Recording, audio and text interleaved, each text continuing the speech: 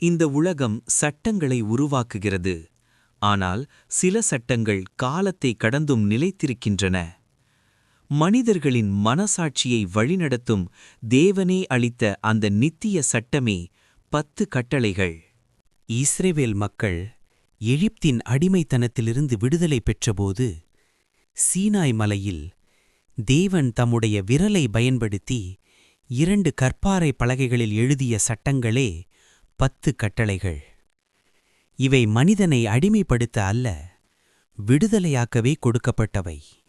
என்னையன்றி உனக்கு வேறே தேவர்கள் உண்டாயிருக்க வேண்டாம். தேவன் ஒருவரே. அவருக்கு மாற்றாக எதையும் உயர்த்தும்போது அது நம்மையே அடிமைப்படுத்தும்.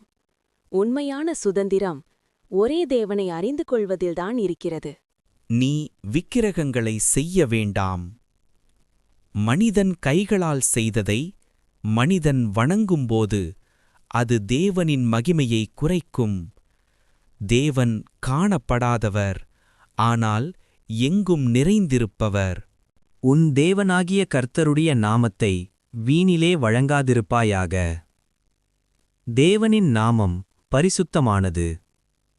அது பயத்தோடும் மரியாதையோடும் உச்சரிக்கப்பட வேண்டும். நம் வார்த்தைகளில் தேவனுக்கு மகிமை தருவதே இந்த கட்டளையின் உண்மையான அர்த்தம்.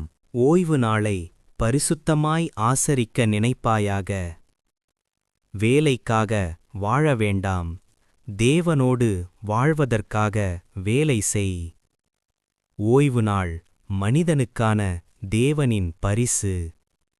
அது உடலுக்கும் ஆன்மாவுக்கும் ஓய்வு அளிக்கிறது.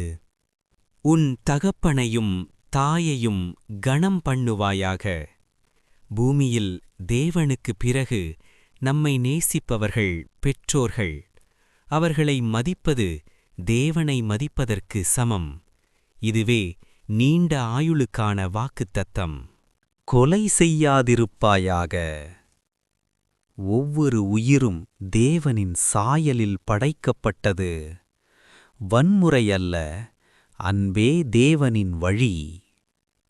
சமாதானம் விதைப்பவர்கள் தேவனின் பிள்ளைகள் எனப்படுவார்கள். விபச்சாரம் செய்யாதிருப்பாயாக. திருமணம் தேவனால் நிறுவப்பட்ட பரிசுத்த உடன்படிக்கை. உண்மையும் விசுவாசமும் அன்பின் அடித்தளம். இந்த கட்டளை குடும்பத்தை பாதுகாக்கும் தேவனின் சுவர். களவு செய்யாதிருப்பாயாக.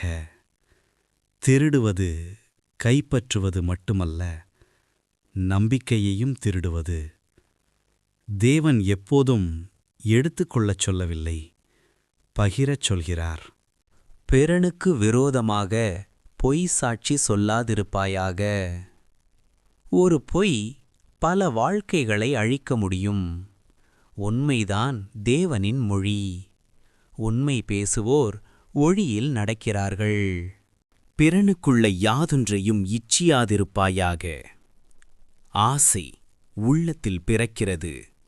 திருப்தி தேவனோடு வாழும் இதயத்தில் வளர்கிறது.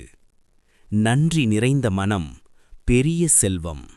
எல்லாவற்றிலும் பிரதான கட்டளை. இயேசு கிறிஸ்து கூறினார், உன் தேவனை முழு இருதயத்தோடு நேசி, உன் அயலானை உன்னைப் போல நேசி. இந்த 2 அன்புக்குள் 10 கட்டளைகளும் அடங்கியிருக்கின்றன. 10 கட்டளைகள் கடந்த காலத்தின் கல்லெழுத்துக்கள் அல்ல, இன்றும் மனித வாழ்க்கையை வழிநடத்தும் தேவனின் உயிருள்ள வார்த்தைகள். இவை சங்கிலிகள் அல்ல, விடுதலையின் பாதை. தேவனின் சட்டம், தேவனின் அன்பு, தேவனின் வழி.